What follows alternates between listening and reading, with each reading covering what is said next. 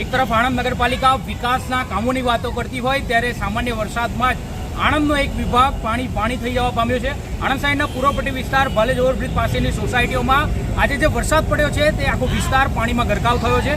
આ બાજુના જે દ્રશ્યો બતાડીશું છે કે આણંદ ભાલેજ ઓવરબ્રિજ પાસેના જે દ્રશ્યો છે કે જે આખો વિસ્તાર છે જે પાણીમાં ગરકાવ થઈ જવા પામ્યો છે।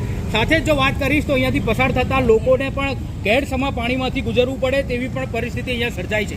એક તરફ આણંદ નગરપાલિકાની વિકાસની વાત નહીં કરતો હોય તો એક તરફ આણંદનો એક તરફનો આખો વિકાસ જે કહી શકાય કે જે ચાંદીનો વિકાસ છે, ત્યારે બીજી તરફ આ વિકાસ ક્યાંક ને ક્યાંક કહી શકાય કે જે પિત્તળનો વિકાસ હોય તેવા પણ દ્રશ્યો સર્જાયા છે।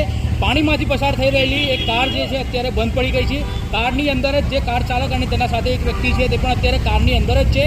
અત્યારે પાલિકાના જે વિકાસની વાતો છે તે અત્યારે પહેલા જ વરસાદમાં તે વિકાસના કામોની પોલ ખુલી હોય તેવા સીધા દ્રશ્યો સર્જાયા છે।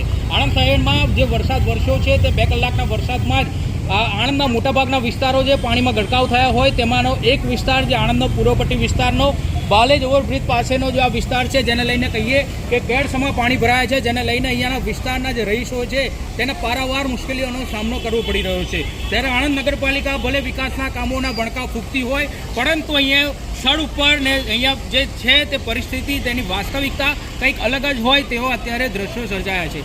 આ કોઈ સ્વિમિંગ પુલના દ્રશ્યો નથી, આણંદ શહેરના પૂર્વપટ્ટી વિસ્તારના દ્રશ્યો છે જે આ જે વરસાદ પડ્યો છે તેની અંદર આખો વિસ્તાર છે જે પાણીમાં ગરકાવ થવા પામ્યો છે। કેડસમા પાણીમાં લોકોને અહીંયા ચાલીને આવવું પડે છે।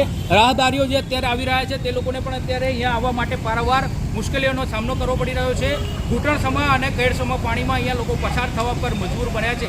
ત્યારે હવે મહાનગરપાલિકા બનતી આ જે આણંદ નગરપાલિકા છે ત્યારે ક્યારે આણંદના નગરજનોને આવી સમસ્યાઓમાંથી મુક્તિ બનશે તે એક સવાલ ઊભો થવા પામ્યો છે।